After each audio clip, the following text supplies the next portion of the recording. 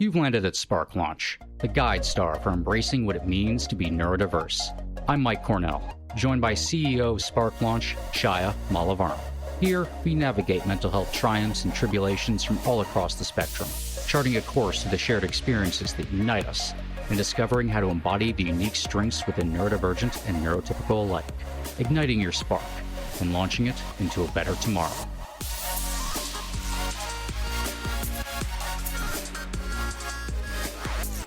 Hello there, I'm Mike. I'm Chaya. And today we have the pleasure of speaking with Mia Love, a passionate advocate for neurodiversity and holistic healing with over 25 years of experience in higher education and nearly a decade as a holistic health practitioner. Mia has dedicated her career to creating inclusive and supportive environments. She's the founder of Real Freedom with Love, where she empowers high potential professionals through transformative practices. And as a TEDx and keynote speaker, Mia continues to champion the well-being of the NeuroSpicy community and their allies. Welcome, Mia. Thank you. Thank you. I'm super excited to be here. Thank you both. So Mia, when I read Holistic Healer, that really caught my attention because I consider myself a holistic healer as well, but you're doing it professionally. So tell us about how you got about doing that. You know, my journey through holistic health was really just trying to find the missing piece for myself. I had gone through a lot of formal education, but was not finding purpose. And, you know, I grew up in a religious household, so to speak. I went to Christian school and primary school and things like that. And so while I found systems and I found things that you could plug into, I still kept searching for something more. And I came to realize after a misdiagnosis that I have autism and ADHD. And when I got that, I was first misdiagnosed with anxiety and depression. And so through that journey of kind of self-discovery, I realized that I was actually thankful to have that diagnosis. I mean, I know that sounds interesting and odd, but I was actually very thankful to get that diagnosis because it unlocked the fact that there was something else going on there and that there was something else that I could be searching for. So that led me down this path. I became a Reiki 3 Reiki practitioner. I went to Machu Picchu, had the opportunity to study with shamans there and just other places around the world to really be able to plug it into the holistic health and wellness that I needed. Yeah, you brought about the importance of diagnosis, right? Because it's a gift. Thank God for the people who've done the research and identified these set of characteristics and grouped them and said, okay, people who have these characteristics are most likely ADHD and then the other characteristics, autism, and some of them even have both. I think it's a large number that have both, a large percentage. And that's why it baffles me that there's stigma around it and people don't want to attach to that label. And I proudly attach to the label, and so do you, because it's a set of characteristics. Of course, there's nothing wrong with our brain. It's not a disorder, but just getting that diagnosis is powerful.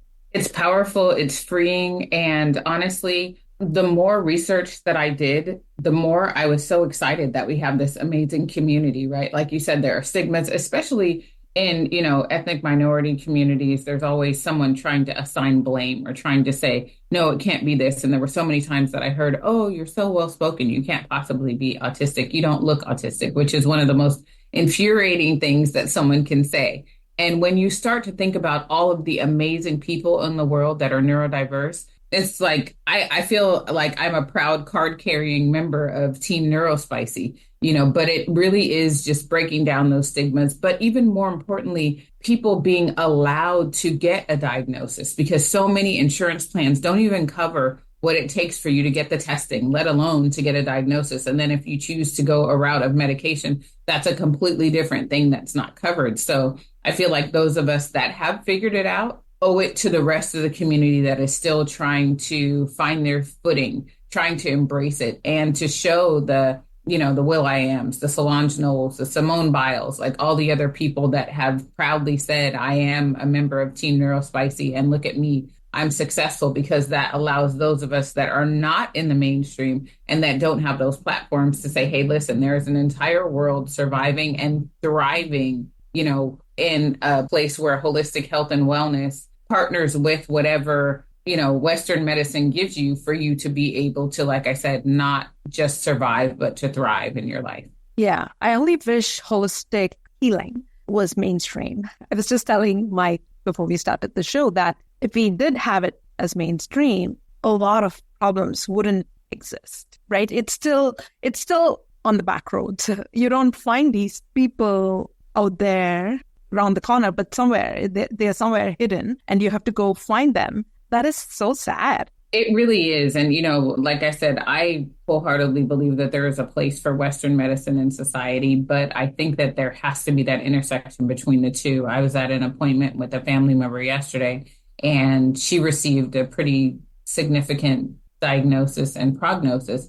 And we kept pushing the envelope of, okay, so we understand what you're saying, but there are some holistic practices that we'd like to be able to bring into that. And we were kind of pushing on the doctor to say, okay, how do you feel about that? And he said, well, if you want to go to the holistic route, I'll still see you. But he wasn't willing to lend his support to that avenue of practitioners, and so it's like you said, it's very sad because the Western medicine side of things, and like I tell people all the time, even as a holistic health practitioner myself, if I were to break a bone, I don't want you to do Reiki on me. I obviously want the support on the pain management side of things. But in that regard, I want to go to the hospital because I will likely need a cast. Now, of course, I want you to hold space and, healing and things like that. And as we go through whatever medication support is needed, perhaps there's a way to do some pain management with holistic health and wellness, but there has to be the intersection of the two. And that's what people are missing. What we were looking for this practitioner to say is, yes, of course, absolutely. We want you to have your mantras. We want you to have your healing crystals. We want you to have your family around to be able to support you. We want you to have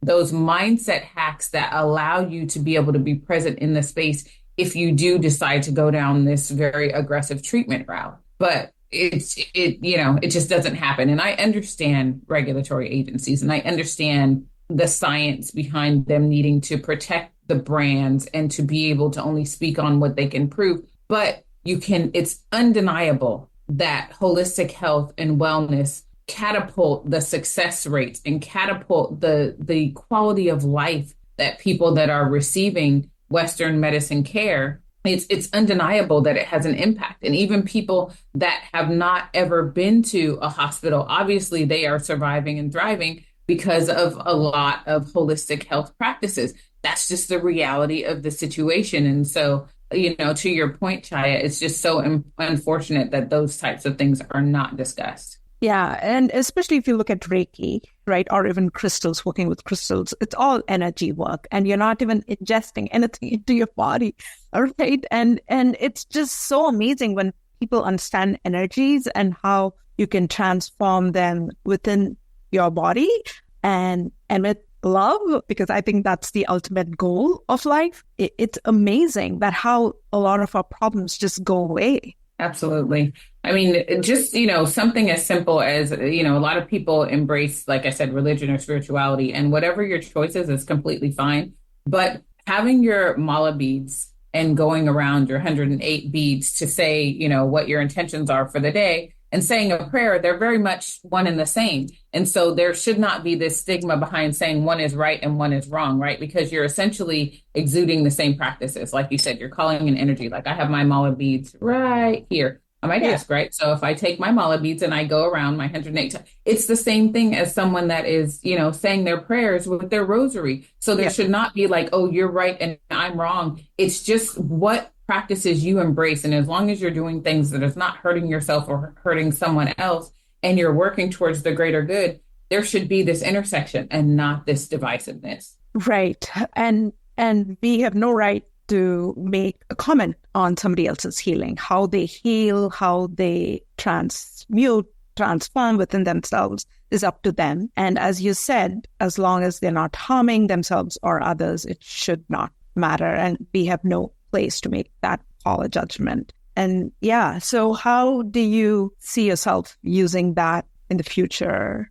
Just continuing to be an advocate. It's something that I'm not going to stop talking about because I do have a full understanding of both. Like I said, I grew up, going to church. I went to a Christian school, but in my own right, and my own volition as an adult, I knew that there was something more. You can't say that one is right and one is wrong. And I've gone to so many different denominations, and I have friends of all different belief systems and all different faiths. I mean, I have friends that are Jehovah's Witnesses, I have friends that are Catholic, friends that are Baptist. And I'm like, you know what? I want to go to your congregation because I want to understand what you believe so that I can better support you and so that I don't have as many questions. I think no one says, I want to believe something that's wrong and fully condemn what you're believing if they had a true understanding that we don't have to say you are right and I'm wrong. I think that people are indoctrinated into things because that's their actual lived experience. But I think that if people were more expansive in their mind and there was this embracing of cognitive diversity that we need not only within the neurodiverse and neurotypical communities, but just in the world in general, there would be so much more understanding. There doesn't have to be a right box and a wrong box. There has to be a box of differences that people have to wholly embrace. So that's my thing. That's my advocacy, understanding, compassion, openness, and just diversity of thought and acceptance. And especially activating your intuition. There's no other practice out there, especially with Western medicine, that works on activating and honing in your intuition. And so I'm very grateful to have learned and I continuously practice that. Absolutely. Yeah. Within the neurotypical and neurodiverse community, especially, I mean, there is a lot of opportunity, I will say, a lot of opportunity because people are so afraid to even get a 504 plan for their kids or to get an IEP for their kids because they feel like, oh my gosh, my child's going to be looked upon as someone that's less than or someone that is not capable of doing things. And so that's another reason why I speak so openly and so vehemently about neurodiversity, because you have to understand that just because I think of things in a different way, it's not wrong. We may arrive at the same conclusions, but we're going to get there in a different way. Some people can go into, a thought process and they'll go from A to S to P to Z and then back to I and then to J but we come to the same conclusion. It doesn't have to be your way as long as we get to the general outcome. And also, if people understand where their strengths are, like I'm on a team at my corporate job, I'm on a team of 4 people. We have 4 different skill sets. We have now been together for a little over a year. And now we're able to say, okay, you are very good at this. You're very good at this. You're good at this. And I'm good at this. And there are certain things that I have very openly said, if you open a database, my eyes are going to close. It's the words just scramble around on the screen. That is not my thing. However, what I can do is I can take the piece of paper and spread it out over this, and I can write all the emails that everyone needs to write. And one of our leaders and we joke around all the time because he's an engineer. And he's like, I would rather do all the databases. And I'm like, I would rather write all of your emails. And he goes, oh my gosh, I can't stand writing emails. I'm like, I can do that in my sleep. I can, with words, I can organize them on a screen and spit it out. No problem. But as soon as you say, oh, let's look at these numbers, I'm like, I'm done. Can I just write a story for you? And then you interpret that and put it into, what you need it to be. And so I think if people understand different is not wrong, different is better. And that's what makes the world go round. If everyone was the same, we would live in a very boring place. Even if households were the same, if my sister and I were exactly the same, that would be really boring. My parents joke around all the time about, she's very organized and methodical. And I'm like, let's do this, So that's what brings the variation and the fun into our family. Yeah, normal has become such a dogma to society. Humanity itself kind of has a way of turning everything into a dogma. I think it's kind of misconstrued that it's just religion that becomes those kind of structures. But we have a way of, jobs become dogma and, the way corporations run, just small communities and the way you're supposed to act within them become dogmas. And the disrespect to acting outside of that, or even acknowledging that something outside of that dogma is just as valid as the thing you have a strong belief in. And that's where you go back to there needing to be a intersection between all modalities of healing. Some people get confused because will take medication. Also, I'll meditate. And people don't quite get how those how do you do like why both those things? Like, because they both work for me. It's very simple. It's whatever you find kind of inner strength and inner power from. And I'm always been big on that. I don't like whenever outside forces take away inner strength and ability from the individual. And they should have the power to choose and also find what comforts them. That's what the power of everything is. It's just when you feel that it works in total absolutes, that's when you start turning down what the people who are different can actually bring to the conversation and bring to the betterment of the world in general. Absolutely. I agree with you 1000%. These absolutes are what drive me bananas because people are saying, oh, if you're doing that, you can't possibly do this. Why? If I have access to both, I should be able to do both. I should be able to take my medication and have on, 528 hertz in the background while I'm taking it at the same time.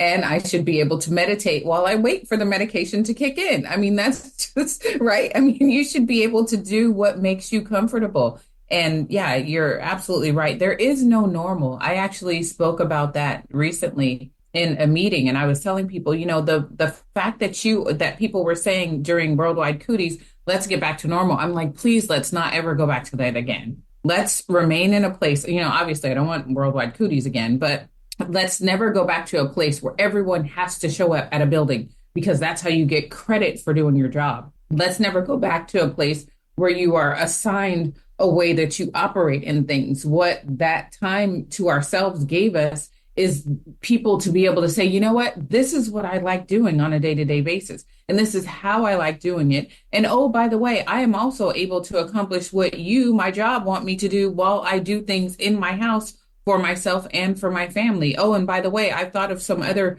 creative ways to operate these other things that you never thought of. And so I don't ever want to go back to that cookie cutter assignment of life as it was designed by other people. I think that expansive time gave us the opportunity to rip the lid off the box, to throw the box away, and to redesign the way that we operate. So I agree with you 1,000,000%, Mike. That is something that we have to get away from. Stop calling things normal or abnormal or, even the word disorder.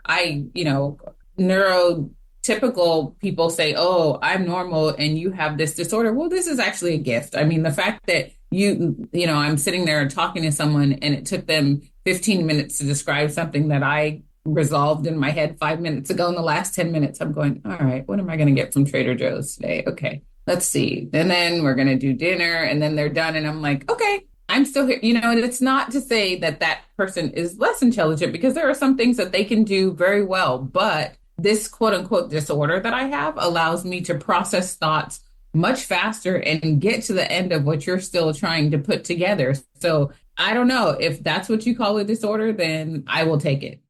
The entire concept of weird to me comes from just the fact that neurodiversity in general wasn't properly understood until really recently. So going back, so if you just go through history, and like a history nerd like I am, you go through and look at so many figures that are considered weird or as just oddities, and you go like, oh, well, now we understand what that would be. And so much of like what the definition is. What it comes down to is like you said, the term disorder for autism spectrum disorder and all that, not to say it can't be disabling, of course, but disorder means that I don't feel like my life is in disorder or my brain is in disorder. It functions in a vastly different way than some other people. That's why even the term neurotypical, I've been kind of slowly moving away from it. I like holistic a lot more, just because that feels a little bit more encompassing. And because you get stuck on like that word typical, because it makes it seem like, well, we're the outliers when we're not. It's just we are an equal section of the population. And we have really been victimized for that and treated very poorly. I was having a conversation a few months ago with somebody, and we were talking about how we were just talking about media and like movies in the early 2000s. Autistic was pretty much became the new word because they couldn't say, apologies for saying this, retarded anymore. So they just started saying autistic as if that was somehow better. And also perpetuated a stereotype that autism was also a learning disability. And we are still dealing with that. Like you said, you hear people are autistic or have ADHD. We learned on a previous episode that in Germany, you can't get diagnosed ADHD if you graduate high school. So there's such horrible, like misunderstood correlation between a neurodivergent brain, which just merely functions in a different manner than an allistic brain. Absolutely. That's a great point. And I will actually, I wrote that down because I really want to embrace utilizing the term allistic as well, because the typical piece to it, it's like typical for who, and yes, it can be, neurodiversity can be disabling because the world was not designed to include our frame of thought and the way that we operate. Overstimulation happens because only one cross section of people design the way that things happen. I talk about the lights that they put in the offices and the white noise and the pink noise technology, and people are like, oh, this is amazing. And I'm like, it's actually extremely loud and distracting. But you didn't ask us. You didn't bring a group of, individuals whose brain operate on a different frequency to say, is this all encompassing? Does everyone like this? Whoever was in the room, they were like, that's amazing. And then everybody else got bright lights and buzzing sounds and things like that. And they're like, the office is perfect. So I definitely want to embrace that terminology and help bring that to the forefront of the way that people think, and take typical and take normal and take all of those words and help, move those away from the standard vocabulary that's used. So thank you. So the challenges that neurodivergent people face are real, right? So I want to acknowledge that. And you've talked about anxiety and depression as well, Mia. And I had severe anxiety, but I've learned to overcome fear to a point that I keep saying I'm fearless. So the challenges are real, but also we all have our unique strengths and gifts, right? But nobody told me, at least, to figure out my gifts and strengths. But I somehow did it following my intuition, which I didn't know it was called intuition back then. It just felt right. And something in my body told me, go for it. And I just did. And I embraced my risk-taking behavior in a healthy way. But I wish this was actually taught in school to embrace my risk-taking behavior in a healthy way and just listen to my body, how I feel about a person or a thing or a job, and just go for it and trust. But I figured it out on my own. It took me a couple of decades, but it's okay. I have arrived.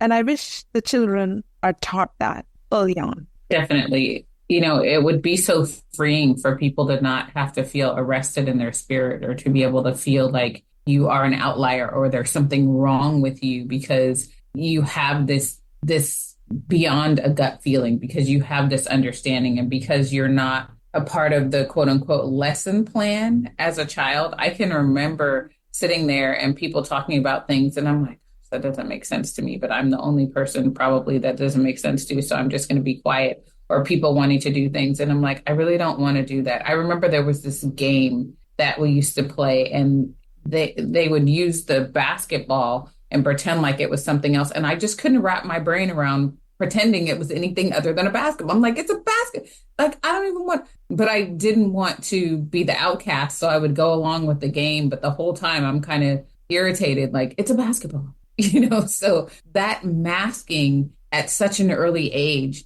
is exhausting, or trying to pretend like I get a joke that I don't really get, or trying to not say what is on the tip of my tongue because I'm afraid that someone else is going to think I'm weird because I said it, or people are going, oh my gosh, I can't believe you just, if I did blurt it out, oh my gosh, I can't believe you just said that. And I'm like, I can't believe you didn't say it, so it's just, like you said, those types of things become programmed into who we are at such a young age that by the time you get to adulthood, it's like, oh my gosh, I'm so tired on one hand, but on the other hand, we become so used to masking that you end up getting in these situations, friendships, relationships, works, things that are truly not expressive of who you are, because a good portion of your life, or at least a good portion of my life, I was practicing trying to fit in. And then when I finally said, I can't do this anymore. I'm done. And that was after I got the misdiagnosis. It was like such a weight was lifted off of my shoulders. I'm like, wow, this is what it feels like to live my authentic self. And then I started finding this community and people were like, oh, I never knew these things about you. I'm like, yeah, me either. But guess what? I have so much more to tell you. So it's amazing to be able to, connect with the two of you and other people in the community that are celebrating us being our authentic selves and no longer having to feel like, oh, I need to make sure my posture is right. Am I making the right eye contact? Am I listening to what you're saying? Is this right? Sometimes I just go, I'm sorry, I'm lost in this conversation. Or, I had a friend the other day, we went to an event and I chose to take the train to where we were going. It was like an hour and some odd train ride. And a friend said, oh, I'll give you a ride back. And I was like, no, thank you. I'll take the train. And I understood they were trying to be polite. And I finally just came out and said, I don't want to talk to people anymore. That I was peopled out for that. I wanted to just put my headphones on and sit on the train because I was truly tired of talking to people. And it wasn't I dearly loved the people that I was around, but I didn't want to talk anymore. And I had to the old me would have just said, okay, I'll take the ride. And I would have sat in the back of the car going, oh, I wish I was on the train. And I would have beat myself up like, why didn't you just get on the train? But the new me is like, nope, tired of talking. Want to take the train, want to put my headphones on. I raced to that single chair on the Amtrak where no one sits next to you. And I put the tray up and put my, my phone down and put my headphones on. I wasn't even listening to anything. I just didn't want anybody to try to talk to me on the train. So it's just, like I said, something as simple as that, just being able to be my authentic self and say, thank you, but no, thank you. I am done talking for the day. And, being able to do that is just extremely freeing. You talked about outcast and out of box thinking. And that was me up until I started Sparklot, because I had all of these, but wait, I have an idea or anything that popped up, but I just kept it within myself, right? Because I'm like, what? This is so different. It's so different. How can I even say it? And even the people pleasing, right? I that also hurt me because that stopped my voice. But just being able to say no and honoring ourselves is totally fine. It's actually empowering and it helps us be our authentic selves, and it's beautiful. So I think we should be able to do it more and more and not overthink. Just say it. If it feels right, if it feels good to our heart, just do it, say it. Absolutely. I love that. I'm so open to honoring people's no. I think for a long time, I felt guilty about saying no because I always felt like I wanted to be supportive of everyone. And then at one point I was like, some of these people would not support me in the same way. And I didn't want it to become something that was punitive or like, I'm keeping score. But what I realized is, no, I'm honoring myself. Like, figure out what things really matter. Figure out what things feel good to you. Figure out the people that feel good to you to be around, and trust that sense inside of you where if you're forcing yourself to do something or you're forcing yourself to show up somewhere, or even after I get there, if I decide I want to leave, I'm leaving. And one of the things that I've started doing now is I don't feel like I have to go around the room and say, goodbye to everyone, see you later. When I'm ready to go, I just go. I'm like, I showed up. I am up to here with stimulation, and I'll just exit. Like, had a great time. Oh, and I'll look around and I'm like, I spoke to everybody that I need to speak to.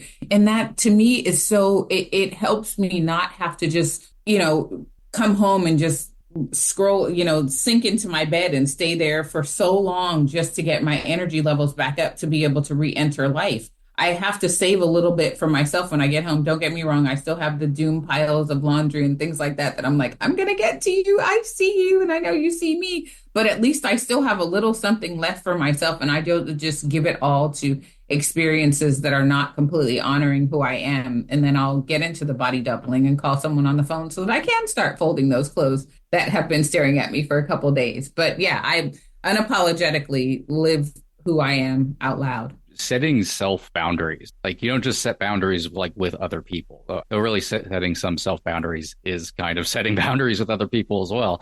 But yeah, like setting yourself up to go, I don't want to do that, or I can't do that right now. there's no harm, and it's a misunderstanding that saying you can't do something is necessarily always a negative. It's no, there's more to that sentence than I can't do this thing. I can't do this thing because, I there's lots of stuff I can't necessarily do all the time because there's sensory overwhelm, because there's lighting problems or the place is too loud. And I would be terrified of being rude because honestly, a lot of extended family treated me that way because not knowing I was even neurodivergent is I would just want to go in the corner and I would want to talk to anybody, or I would just want to leave. And now I understand, like, friends, a little bit of it was because of how they were treating me, but also because it was just, I remember I would always complain, like, it's just so noisy. And everyone would think I was weird, but it's like, it's just so noisy there. Like, they're all talking at once. And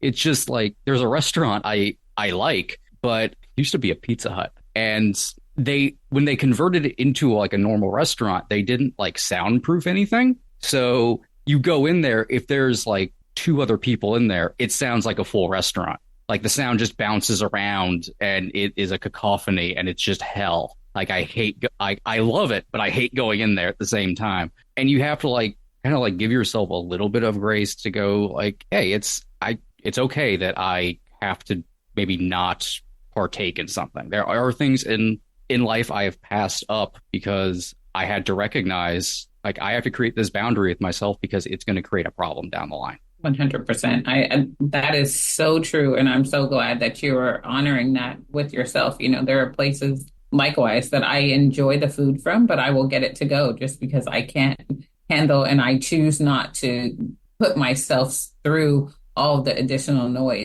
Friends and family now understand misophonia, the disturbance that comes with people chewing in my ears or drinking or slurping. I have a person that's very dear to me that lives in another country. So we talk a lot on WhatsApp. And as soon as the conversation starts, I'm like, nope. Let's switch to Zoom because the noise canceling that comes in on Zoom, he can crunch and rustle paper and walk around and do all kinds of other stuff that I don't get. But if we're talking on WhatsApp, I'm like, oh my gosh, what are you doing? I'm just grinding pepper. I'm like, it sounds really loud, or just, the clicking of the pen. I'm like, what are you doing? I'm clicking I'm like, nope. We have to talk on Zoom. So it's just those small adjustments that we can make to life make it so much easier. And I, like you said, just honoring that within yourself, going, nah, I'm not doing that. I experienced the same thing where people have said, you're so rude. And I'm like, am I rude? No, I'm not rude. I'm just advocating for myself. I'm just speaking up for myself. I'm just no longer accepting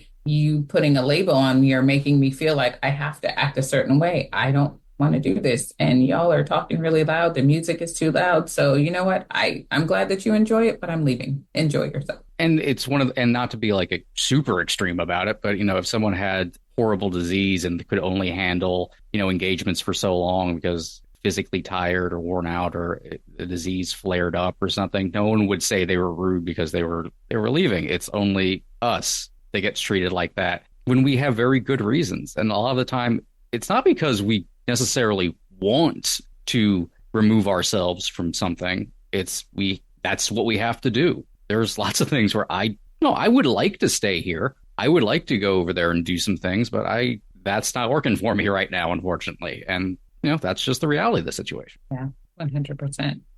Someone posted something on LinkedIn and they said, normalize not telling a story about yourself when someone says something, just listen. And I responded and said, a lot of neurodiverse individuals will share a story as a point of connection. We are not making it about us. That's just how we express that sense of connection. And someone said, well, you can just save your story. And I said, so if someone was walking in front of you and they had a walker, would you say you're going too slow? Move out of my way? No, you wouldn't. So don't tell us not to share our story because we're really just trying to connect in the moment. Yes. It is literally the same thing. Yeah, I think one of the biggest challenges I feel is that people imposing their ideas on somebody else, right? What they feel is right is imposed on the other. And it can happen even within the neurodivergent community, for instance. And that is where the conflict arises. You should do this, or this is right, or this is wrong. This is not the way you say it. things like that is what results in conflict. So how about understanding who we all are individually and then allow us to be ourselves and allow the others to be themselves and then connect. And this is where the problem arises, right? This is, just putting my idea of what I think the way it should be done onto somebody else. Absolutely. Absolutely. I mean, just like I said, that compassion and that acceptance and people being able to live themselves unapologetically out loud without this long drawn out explanation. It's like, just let people be who you are. But to Mike's point, because we don't have something that people can see visually, it's not as widely accepted as someone that has a visual, ailment or something that someone can put a check mark next to and say, okay, I understand that because I can see it. I don't owe you the explanation or the definition. All I owe you is me being my authentic self. And I want you to honor and appreciate that. So yeah, we just have to keep the conversations going. Can you talk a little bit about how life was before the diagnosis and when you were not aligned to your strengths, and then that transition to now you're fully embracing yourself and living unapologetically yourself? Because this looks very confident and it looks like you're in a very happy place. But talking about the past and how you transition gives hope to people who are struggling. Absolutely. It was exhausting. I mean, I'm not going to say that every single day I was miserable or things like that, but I think about the totality of time where I would just come home and rehash my day and literally get upset with myself about things that I didn't say and question things that I did say, or just find myself pinging around like a ping pong ball, trying to do all kinds of different things to make sure that I was covered and that I showed up in so many different ways. It was exhausting. And I can honestly say that I think it destroyed some of my relationships because I was so tired from masking that I didn't have enough left for the people that truly mattered in my life, because I was trying to show up for people that were there for a single or individual purpose. And so, I just had this conversation with someone yesterday where they said, you seem to have it all together. And I'm like, absolutely not. There are days that I'm still like a hot mess out here, but at least I can assign where that hot mess is coming from. Whereas before I had no idea and I was truly trying to figure it out. I can now come back and reflect and go, ooh, that was a whole day of emotional dysregulation right there, or I can just tell someone I am not okay right now. I need a moment. Whereas before I'm like, gosh, why am I acting like this? Now I know why. So I can figure out what I need to do, whether it's a meditation or medication, to get myself in the right place. So before it was just trying to search for something and probably attaching to things that did more harm than good to myself. Whereas now I can sort of try to identify and put the steps together and okay, this looks like this. Okay, at least I know what keywords to put into my research, or what resources to reach out to, or what people I can tap into, or like this, what podcast I can listen to help myself feel aligned and say, yep, that's it. There's my community. There's exactly what's going on. And then I can bring myself back to center. So yeah, refreshing now, chaotic before, well-resourced now, completely under-resourced, confused, and probably I think I spent a lot of time being angry before because I didn't know why I felt so different. And I didn't know why other people get it. And I found myself just trying to go, all right, well, I'll just do it your way. And then you get home and you're kicking and screaming. I'm like, I didn't even want to do that. And why did I, and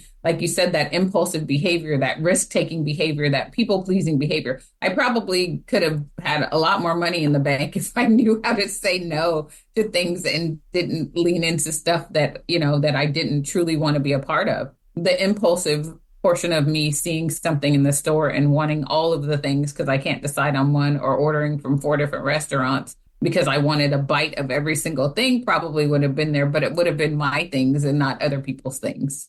Big boundaries, right? Boundaries around things. That is such a learned skill. And I continuously practice it, because if I don't, I'm just going to go off. Because my heart, my energy, I'm so emotional and my emotions start taking over. But emotions are fabulous. I'm not saying don't suppress it. And that's the whole idea right? But how are you going to use your emotions? Are they healthy towards your actions, or are they not? We need to step back, and even if it's that split second, and think before we take action. Because for me, everything is so emotional. But it is beautiful when you use the emotions, the good emotions, right? That's how you create things. Definitely. And surrounding yourself with people that are open to understanding and learning more about you. If I share something about who I am as a person with someone that I spend a fair amount of time with, and I'm like, hey, what did you think? And they're like, oh, I didn't take a look at it. Like, okay, let me change the way that we interact, because now I know that you are not interested in understanding why or may not react a certain way. So you're going to stay in that place of judgment. Whereas if I share something with you and you're open to it, it's like, oh, good. Now I know that I can continue to be my authentic self around you. So that's also something that I do regularly so that people, grow to understand more about who I am. And likewise, I'm open to learning more about them. But because we are still the, underrepresented community, I'm very open to sharing things with people. And I'm not going to give them like a War and Peace level novel to read. But if I share a meme with you that explains overstimulation and you don't even watch the meme, I'm like, okay, this is going to be a difficult hang, or this may be our only hang. Totally. It's a little like litmus test you can give everybody. Exactly. Be like so aggressively yourself that if they don't like it, okay, well, that's done very quickly. That's how it's always like worked for me. I'm always like super in your face with the things that I deal with. And if you start acting a little strange about that, it lets me know that this is going to probably be a waste of my time and something bad's probably going to happen that's going to hurt my feelings at some point. So I'm going to pull the parachute now instead of later. And it's all about building safety. You just want to create safety. Neurodivergents, more than anyone else, wear their nervous system on their shoulder, more or less. And you just have to make sure everyone around you creates a safe space for you. 100%.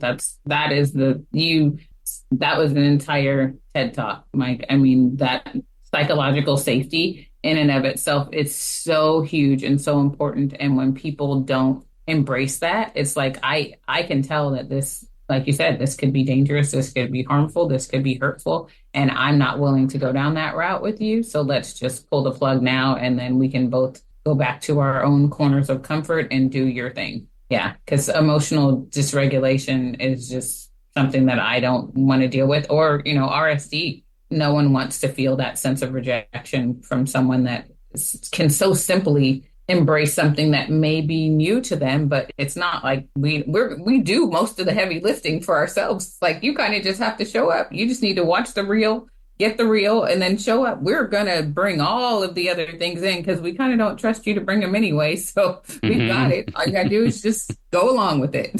Exactly. Yeah. So going from finding your authentic self and setting yourself up for this, how did that lead to your coaching program? I kind of just made a deal with the universe that if I was able to figure this out for myself, I would help other people figure it out. And so from there, I said, I'm all in. I cannot stand to not kind of be that Sherpa for someone else that's trying to find their way up the mountain. It was just that simple. I'm like, I have to.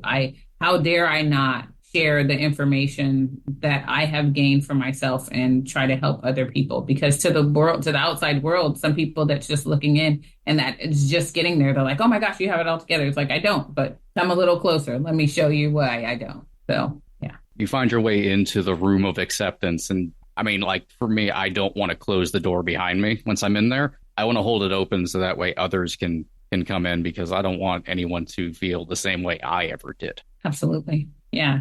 Exactly. And that's how I created Spark Launch, right? But it was challenging because I had to actually put my out of box thinking out there in the public. But the more afraid I was going to do it because I was going to beat that fear, right? Which was built, which was being part of my system since, I don't know when, since my childhood. But I had so much to share, and it would be so unfair to just keep doing my job because I was fine with it. But how could I just have all this wealth of information, finding peace?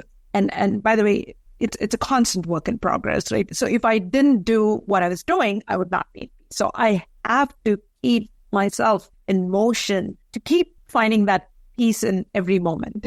If I didn't say, I would be like, it would eat me up, right? And so I have to say it. And what I'm saying is it right for me? That's all that matters. It feels right, and I know my intentions are pure. And that's it. That's all I need to trust. Absolutely. And sharing, all of the parts. There's a comedian, AJ Wilkerson, that I actually saw him twice. I saw him at San Jose Improv. He calls himself Captain Autism. He's hilarious. And I took one of my friends who's also a business partner, and then he was in Southern California, and I wanted to see him again. And I invited one of my friends that was in Southern California. And so it's like, we're not so serious about it. There's so many things that we love to enjoy and love to laugh about. And there was one point where he was talking about autistic people loving rocks and crystals. And my friend that saw, that's you. Because I'm always like, look at this shungite stone. Look at this amethyst. Look at this citrine. Look at all these. And she was like, oh my gosh, this is so funny. So just sharing those parts of us in a lighthearted manner and people embracing that, I think is another way that we put those protections around and find who is accepting of us being truly who we are. And your tribe is always like one of the most important things for anybody, but particularly with neurodivergence, because we are kind of separated. We are often like split up and thrown sporadically around because we kind of like get filtered through what, once again, the normal of society. And for that, we have a hard time finding each other because we all end up masking. And the more we mask, the more we don't see each other. I mean, occasionally we can sniff each other out. There's definitely people I'm interacting with like, are you masking or am I masking? Or are we both masking? What's going on here? So what advice would you give to somebody, either professionally or just someone like dealing with trying to discover themselves, maybe with a later in life diagnosis or even earlier in life? Like, how would you best advise them to unleash their potential? I would tell them go down the rabbit hole, but just make sure that you have a bungee cord attached.